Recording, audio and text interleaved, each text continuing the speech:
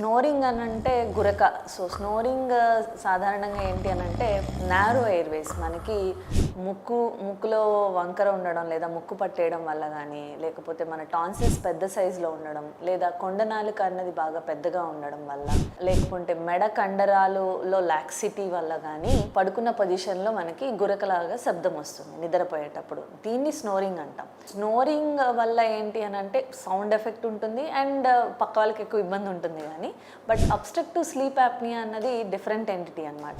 Obstructive sleep apnoea అన్న అన్ని కేసెస్లోనూ snoring ఉంటుంది, కానీ స్నోరింగ్ ఉన్న అందరికీ కూడా అబ్స్ట్రక్టివ్ స్లీప్ యాప్నియా ఉండాలని లేదు. స్లీప్ యాప్నియాలో ఏమవుతుంది అని అంటే మన బ్రీతింగ్ ఏదైతే ఉందో అది 10 సెకండ్స్ పాటు ఆగిపోయి మళ్ళీ తిరిగి లౌడ్గా తీసుకోవడం జరుగుతుంది. అప్పుడు పెద్దగా గురకలాగా పెడతారనమాట.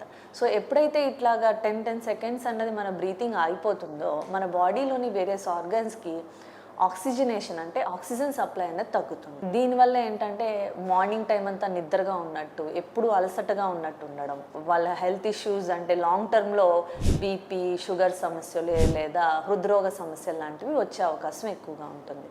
ఈ స్లీప్ యాప్నియా అన్నది ఏంటంటే మనం స్లీప్ స్టడీస్ ద్వారా రికగ్నైజ్ చేయడానికి కుదురుతుంది. సో స్లీప్ యాప్నియా చేసుకొని వాళ్ళకి ఎంతవరకు ఈ అప్నిక్ స్పెల్స్ ఉన్నాయి, సివియారిటీని బట్టి మన ట్రీట్మెంట్ అనేది డిసైడ్ చేయడం కుదురుతుంది. సో స్లీప్ యాప్నియా అన్న అందరికీ స్నోరింగ్ ఉంటుంది, కానీ స్నోరింగ్ ఉన్న అందరి పేషెంట్స్కి కూడా స్లీప్ యాప్నియా అన్నది ఉండాలని లేదు.